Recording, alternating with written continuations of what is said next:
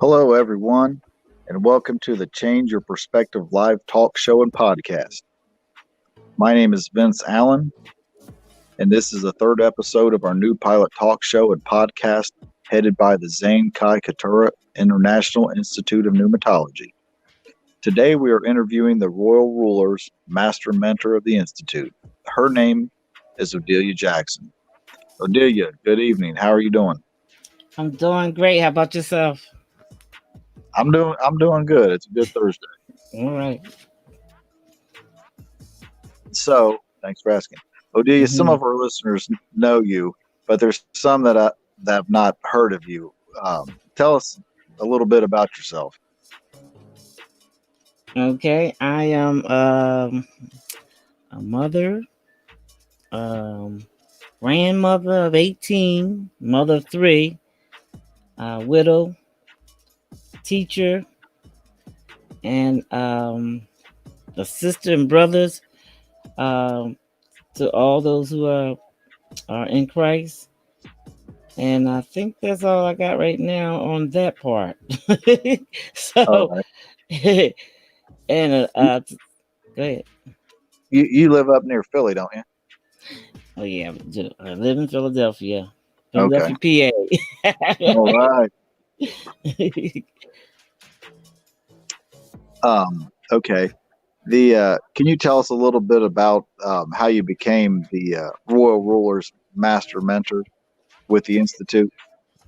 Okay. Well, I'm a Royal Ruler's teacher. Well, I have a what you call it, an online class that I do called the Royal Rulers in Training. And one day, Zane, he one day Zane he called me up and asked me would I be one of the mentors, and that's how I got to be on the in the institute. So yep, that's the short story of it, of how I got to become the Royal Ruler's Master Mentor with the institute. Okay. So obviously he must have seen what you were doing and he liked it. And I've seen your show too. So basically, I believe every Sunday morning you have online training geared toward children. Yeah, Sundays are, I call it the School of the Royal Rulers on Sunday instead of Sunday school. And on the weekdays from September to May, I do Royal Rulers in Training on the weekdays for 45 minutes. Okay. 2 days out of the week. Okay. So we're calling this Royal Rulers training. So what's the difference between your training and typical Sunday school? What makes your program unique? Well, I teach them who they are. In regular Sunday school, they just give them stories, but they don't relate them to their real life. You know, how to navigate through life with those Bible lessons. And so, Okay. and I teach them their true identity and their purpose, why they're here. And that's very, very important in this day and age because we have a lot of external influences that try to teach our children how to be. So I think that's very important what you're doing there. Yes. Molding them early is Yes. good. Yes. Yep. That's the key. Thank you. Yes. So you've been with the institute here for a while, um, and then what do you think that you've learned studying with the institute that would have helped you um, when you're parenting as a mother and grandmother? I've learned about self-existence versus codependent, which is very important, and not only for as a parent or grandparent, but in training our children. Okay. And yeah, I know well, you're going through it the second time with grandkids. I'm going through it the first time with my kids. So I'm sure you've probably, you know, the first time around is always the roughest, and you say, you can look back and say I, what I should have done, what I shouldn't have done. The whole hindsight's 2020. Um, but I think uh, that you're doing a good job as far as training your grand children, especially with the royal ruler program. And I think I've seen some of what the institute has taught as far as self existence, both within yourself and um, with your grand children. So now that we're on to that, the name of the talk show and the podcast is Change Your Perspective.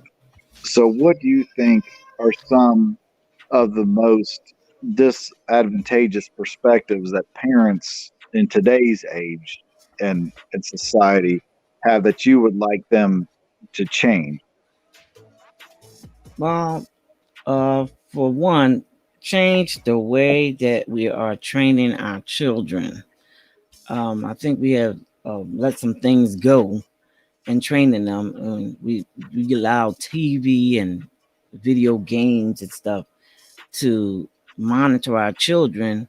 I guess so that we can have a little free time, but we are responsible for them. We're responsible for their training, as the Bible tells us to train them up in the way they should go. And so I would like for us to get back to the basics of training our children. That's very important because I know I'm guilty of it as far as I call it just the screen.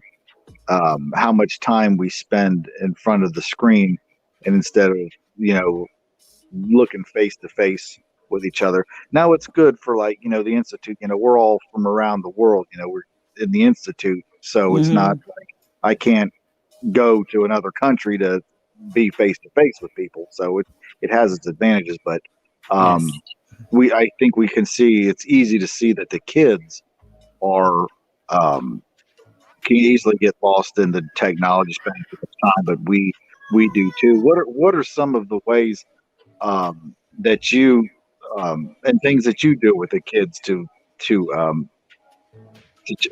spend time with them?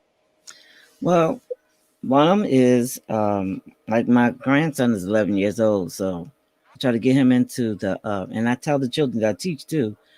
Hopefully they'll take on one day to themselves to read a proverb every day and then write down what did they get from the proverb, because proverb is really like a doctrine. It's wisdom. Is It gives them some direction in their life. And so that's one of the ways. Another way is if they do watch something, you get them to think about what they just watched and what is not of what the way they're supposed to be living, stuff like that. You got to get them to think. Don't just sit there and take in stuff. And so those one of the things I do, or let them do stuff that we used to do when we were kids. We used to go outside and play, exercise, jump rope, just swim, play ball.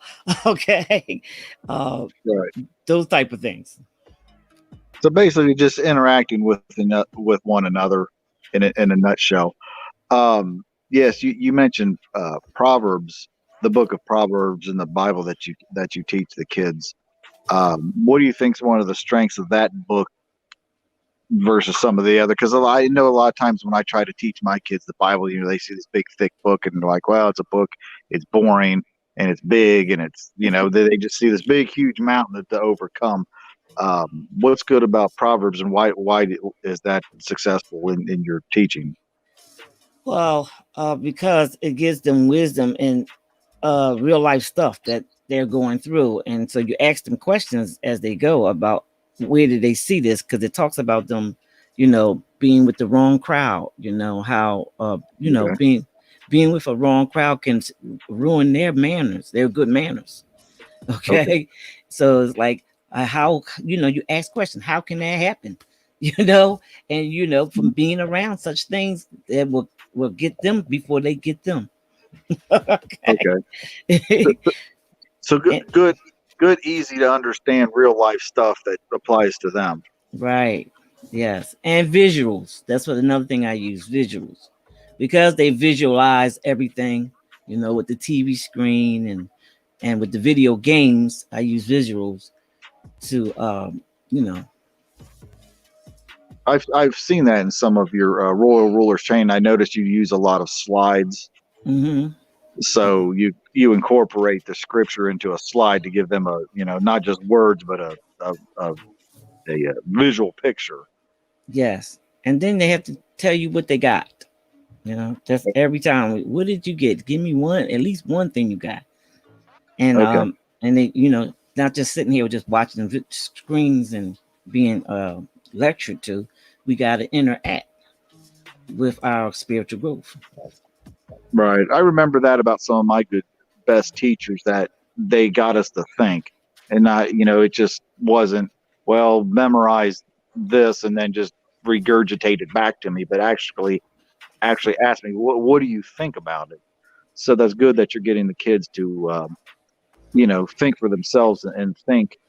And I think a really important part is just that you listen and making time for them, and teaching them that they are important. I think that gets overlooked a lot, Yes, in today's society, is that everybody has value. yes, yes. And then to get the practice too, you got to activate what you learn. You got to activate it. So it's like, I'm not doing all the talking or the praying. So we get them to interact. Somebody's in there that needs a healing, or somebody's not feeling good. We get one of them to pray for them, for that pain to go. Okay, So we actually, what I learned, I teach them. you have them walking it out. Yes, Okay, put some responsibility on them. yes. And so this, and I get reports back from parents. They'd be like, I would have some pain one day, and one of the kids came over and put their hand on me and on my leg or something, and they said they prayed and the pain went away. How do the kids respond when they hear that good news? Oh, they like that kind of stuff, because this shows that what they've learning is real. It's, Okay, what they learn is real. It's like concrete, and it's not abstract. right. So it's just not theory; it's actually applicable to real world life. Yes, Okay, that always helps. yes. Um, and then so you're going to be doing future episodes in the podcasts, um, and you'll be having some hard questions that people will come uh, up and ask you in conducting these interviews and consultations. What do you think are going to be some of those issues that, and maybe you've already experienced them, and then we'll just have them at the podcast. But what are some of the hard issues that parents are asking you that you've been able to help them with uh, in this day and age? How do you how do you get them to because it seems like it's an epidemic with the children with the games and the videos and the television stuff. Um, and it's really basically the games. So they asked me questions. I said, well, you have to be. I guess that's the same thing as interact with them. Look, you can't do in no games until you finish all of your work. You and you have to be You can't be soft. Okay, you gotta, lay it down. This you gotta discipline them, and one of the ways of disciplining them is what I do is I take everything out of the room. I take Okay. everything out of the room, lock it down. I said, now I need all of this stuff done before we do anything else. And if they be up late at night, then take everything out of the room and lock it up. And see you in the morning. Okay. So so they don't like parting with their stuff. They don't like it when they're just all by themselves and they don't have their stuff. Yes, and it's a big difference because the ones that stay up all night, they have sleep during the day. They're not coherent. And so we're helping them by you go to sleep, get some sleep at like normal people do go to sleep at night. Okay. And so this epidemic that we have to people don't want to confront stuff. And so the only way things is going to change, nothing's going to change unless you confront it. If you want change, you gotta confront what the change that you want to have um concerning that. Okay. So that's good. You say, maybe make a list of what you want to see happen and stick to it, basically. Yes, you gotta stick to it. You gotta when you discipline, you have to stick to it. Okay. Yeah, and I find it hard myself because to battle with the computer because I was one of the first kids growing up with computers and stuff, and I tell my kids this. I says, take it from somebody who's been there. I says, I've wasted a lot of hours of my life in front of a computer playing video games, and it amounts to almost nothing. I was like, Mhm. when I could have done all of these things in the real world versus the virtual world, but it's just like TV. It's just really easy to get sucked into it, and Yes. there's lots of money that they pour into keeping people in front of those screens and such, and we could talk about that for a really long time, but Yeah. um, we do have to come up with some ways to overcome that. So I'm really looking forward to you because I know I'm going to listen as far as having the answers and suggestions on how to overcome um, the screen because I try to get my kids. I said, well, let's do this instead and such. But you're right. It does take some um, commitment um, into that. That's the word commitment. You cannot change what you will not confront. And a lot of people don't want to confront that, or they want it, they're too tired, or because I know people working too. Parents are working. And I'm guilty of that. But I admire you, especially with those taking care of those little ones, because boy, they take a lot. And you mentioned structure, so you have to take your commitment and then some structure. And right now, everybody's dealing with the stress and anxiety and such, especially with the school year starting back with this whole COVID-19 deal. mhm. So it's like it's everybody's, world been flipped upside down as far as having to deal with, possibly unemployment, returning to work. So the parents have to deal with their own chaos. And then Yeah, now the kids are having to deal with this chaos. So how do you think this talk show and podcast will help our viewers manage their lives with all the chaos and uncertainty going on? well, I look at it as this is a time for us to uh put it the mind of Christ to kick in because it's already there. For us to be creative and use our those witty inventions and downloads that God has been given to us, and involve your children into it, especially those who are out of work right now. And as Deuteronomy, I forget where that is, 5, 6 to 9, something like that.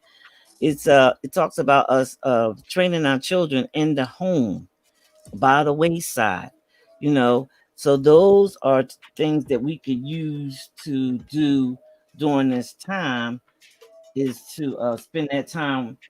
being creatively with our children, and this is a great time to plant and sow into them during this time of this COVID, like stuff that you have to do that we would do, like for instance, we would do all the quick stuff, so we could teach some of the kids how to cook, teach Yeah, do the yard work, and stuff like that. right. You try to the old saying, make lemon out of lemonade. And Right. I think, yeah, and I think, one of my things I was thinking of as far as how people get so, and we mentioned the screens, but even other things is, especially with the school year, parents shuffling the kids for sports and all of these other activities and Hmm. such. So, okay, and they're even talking about the sports seasons coming up, like football being totally canceled. So, Hmm. they're going to have a lot of time on their hands Right. uh, to do. So now we can really use that time to spend with our children, like you. And I think when you mentioned the Bible saying train them by the wayside, means train them in the everyday life of stuff that you do, like cook, Right. like you mentioned, cooking. My one son, he likes to cook, so I mean, you got to stand over him to make sure he doesn't burn the house down. But Right. um, so the you do that with your 11-year-old grandson too. So what does he like to do? He's this here guy is he likes to do the what is that they call the other thing they use for YouTube. He's a YouTube guy. So he has a Okay. camera and he likes to make videos. He like to make videos. Okay. And he usually wants to help me around the house. He asking me, he says, "Grandma, it's something I want to do. So what can I do to make some money?" And so I will I'll get stuff together for him to make some money. So like pull all the weeds out or something like that. Something that he could make some money. So I'm happy that he's asking, what can I do to make some money? So he has the mindset that he has, you just don't get nothing for nothing. Well, that's good. He's learning that early. Yes. Um, yeah, and that's why I try to tell my kids too. I was like, the computer, like many things, can be good for good uses if you're doing something productive with it, like Right. making videos and video editing. I mean, we're in the 21st century here, so a lot of jobs require computer knowledge. Right. So, video editing, sound editing, all of those can be great skills that they can use Yes. to help them get prepared for the future.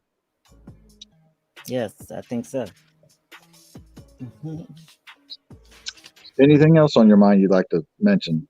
um Except for I think I've mentioned this already about our children. We gotta stay on them. So that means you have to be committed. It's like how when I used to put my children on punishment. It's like you on punishment too, right? so Yeah, so when you have to discipline them and train them, it's like you have to be in there with them. It's like you in the trenches with them. right. And it, I've found this out myself, is it's precisely what you're saying, is discipline on it, and teaching them things, is that some people have a mindset, well, I can just do it faster if I do it myself. Right. I mean, well, of course, but at some point, there have to be I say, in the beginning, it takes longer to train them to get to do the things, but Yes. but in the short term, but in the long run, it does pay off. Yes, it does. Yes, it does. Because now they know how to do. I have one grandson who comes over here, and his grandmother on the other side has taught him very well. So when he comes here, he's a great help. And I know that one day when he gets to do a job or get a job, they're gonna want to keep him. because he does the job right. He doesn't do it half done stuff. You make sure it's complete. And that's one of the things we just can't teach them to work. They have to complete something. And you have to do it with excellence. Yes, I have to get on my kids about that sometimes. Mm-hmm. That So if you're going to do, then I believe that's in the Bible quite a few times. If you're going to do something, do it well. yes, it is. Yeah. So those just principles that we teach them as we go throughout our everyday life. It's principles. It's supposed to be a lifestyle. Right, and you teach them these principles, and it gets, and like you said, you get the structure, the repetition, and they just become a way of life for them.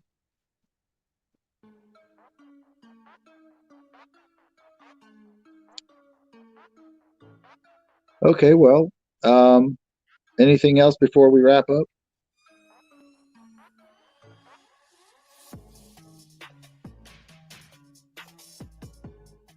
Oh, do you? Can you hear me?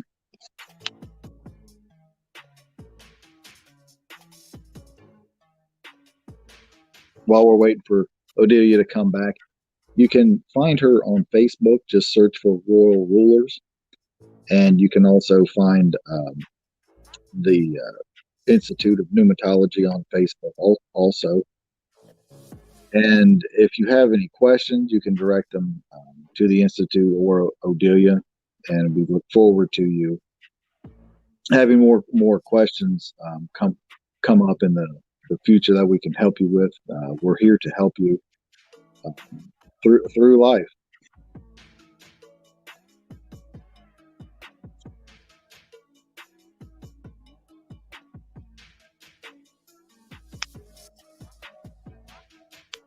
All right. Well, we lost Odelia, so we'll be just ending the show here now, and just catch us every Thursday as we take the live podcast with our master mentors here at the Institute. Thank you all. Good night.